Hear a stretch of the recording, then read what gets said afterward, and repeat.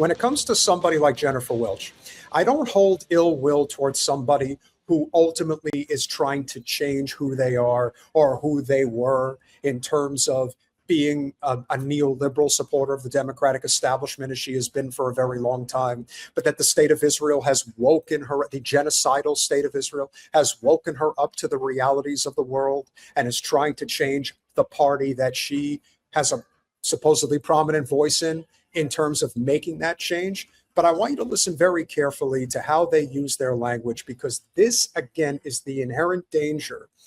Giving the power to the Democrats and not forming a path forward that doesn't involve one of the two major parties, or at least creating that leverage where they don't have all the power. The language of it's all AIPAC is very, very dangerous. And here's why.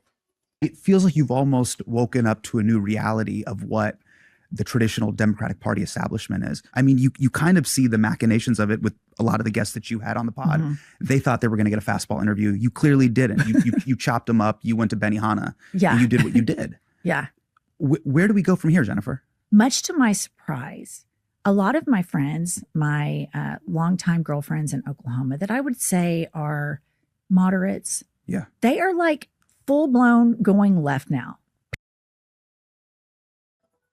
If that is the case, and if they are supposedly moving to the left, what type of left? Are they moving to the left on economic issues or just on social issues? Because that was all too often is the case when it comes to the issue of economics, when it comes to left populist economics, single-payer healthcare, tuition-free public college and trade schools, some form of a Green New Deal, a mass high-speed rail system, nuclear powers I'm a big advocate for.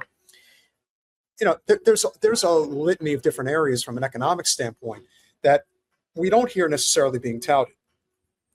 Now, getting away from the state of Israel is obviously very important, but the support mechanism that is in place to basically say, we're going to stop one door from opening, but we're going to allow the other ones to open instead, there is the inherent danger. So listen closely to what she says now. Nobody knew. Are you serious? Nobody knew what AIPAC was a year ago. Nobody gave a fuck. And now these women that I know are like, I will not vote for a candidate that takes AIPAC money. And that's all well and good, and I can appreciate that. However, if we're going to be very specific about this problem, which we always are, it is not a question of whether or not you do not take AIPAC money. And that's great that you don't. But how many different Israel lobbies are out there? How many different ways can you wash money that comes from the Israel lobby through, let's say, law firms? This type of behavior is all too common, and it is all too easy to get through what you want. So as a result, herein lies the rub. You could be taking money from Kufi, you could be taking money from the ADL, you could be taking money from, there's Friends of Israel PACs. There is not just AIPAC. They are a big problem. J Street. J Street is the new AIPAC. They're not going to say anything about that, though, because J Street is considered the liberal lobbying group for Israel, which is acceptable. When they start saying, no, we can't take any money from any Israel lobby, which includes J Street, then you'll know they're serious. Until then, this is, without question, a sleight of hand. That's all it is. They're just showing you one hand, they're giving you something else. That's why you have to be really clear what you're actually saying, and listen carefully when they say it. AIPAC is evil, and they are one small piece of a much greater pie that is the Israel lobby.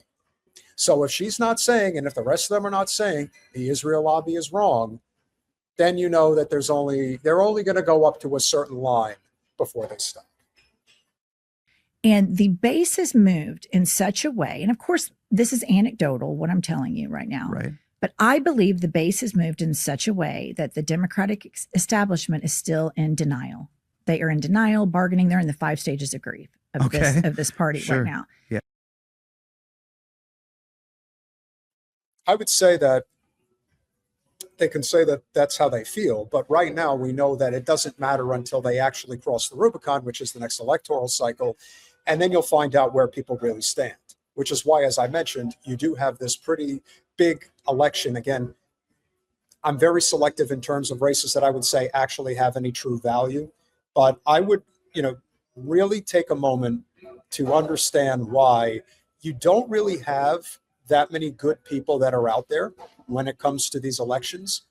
And that's why when it comes to the Republican Party, obviously Thomas Massie is the one person that I do hold a considerable amount of support for. And then when it comes to the Democratic Party, I do want to give credit where credit is due to somebody like Chris Rabb, who I do believe is talking the talk and walking the walk. And their elections are both on Tuesday. So we're going to find out very quickly exactly where these guys stand. Because in the end, the system is going to fight tooth and nail to protect itself, even at the expense of us in support of the state of Israel, because, as I've mentioned in my Substack, this, more than anything else, is all about economics. The state of Israel was not considered they consider themselves protected class. We've been hearing the Israelis throw that line out there quite a bit as of late. Keep in mind that this is essentially what the whole state, what their ideology represents, a protected class.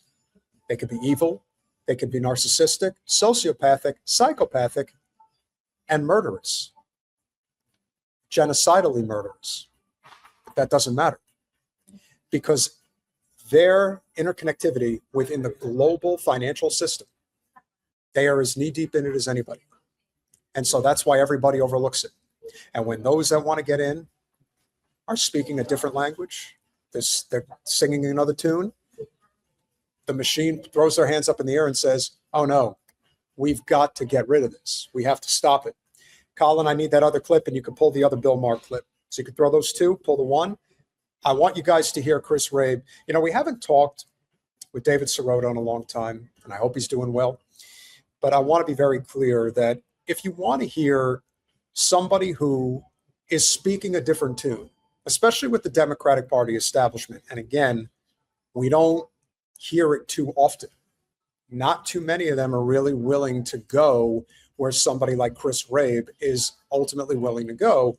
Now, that is in part and parcel why Governor Shapiro in Pennsylvania, along with Senator Booker in New Jersey, are backing up some guy. I think his name is Sharif Street. I believe that's one of the opponents that Chris Rabb is facing in the primary that's coming up on Tuesday. But this is very, very important, because I don't know if he'll have the opportunity to make some type of a significant difference, but he is trying. And that's a lot more than you could say for most people that are out there. Now, do I put too much stock into the fact that he has the support of Bernie and AOC? No, because I know that they still have the power to rally a certain portion of the voting base, whether we agree with them or not, especially when it comes to AOC. Now, they may just be doing it for the purpose of fortifying their positions for the upcoming election. And so in that respect, I get it. It's not without its merit. As I said, guys, if you have not hit that like button yet, I cannot emphasize this enough. We are a heavily suppressed channel, and half of you watching have not hit the like button. It is tremendously appreciated if you can do this. So please do it.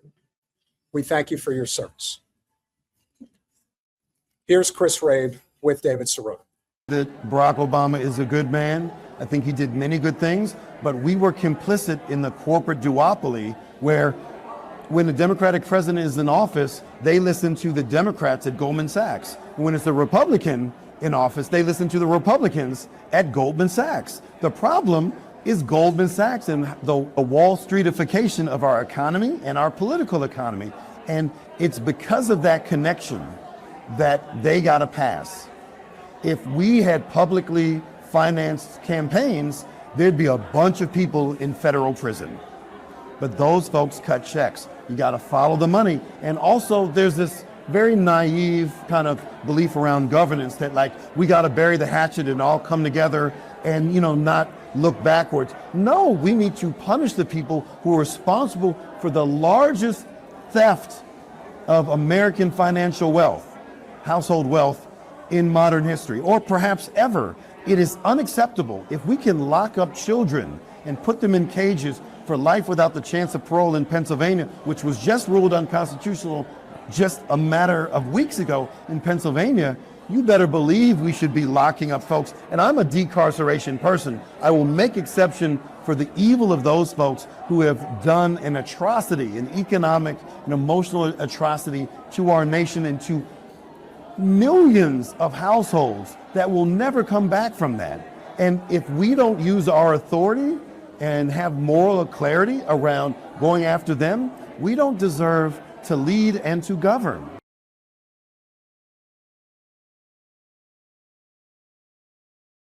I want to be very clear that I do think that Rabb is probably a decent guy from everything that I'm hearing.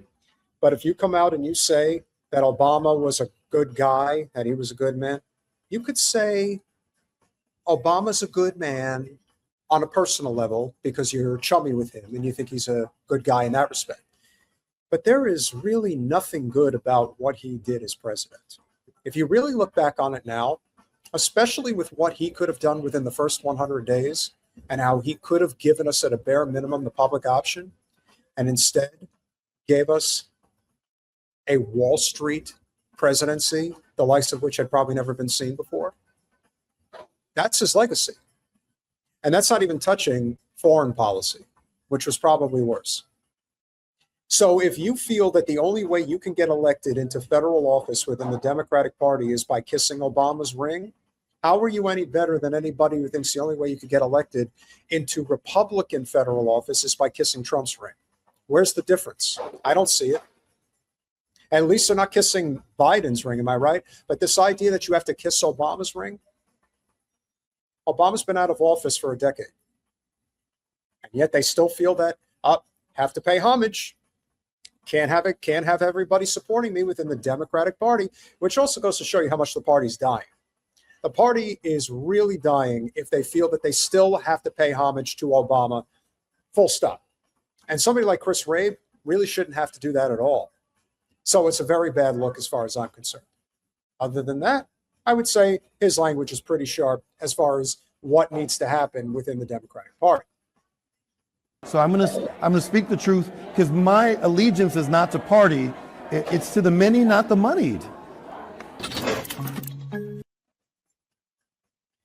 This is why, if you're trying to rally people in support of the party in any way, shape, or form, you are not going to get it by having language like this.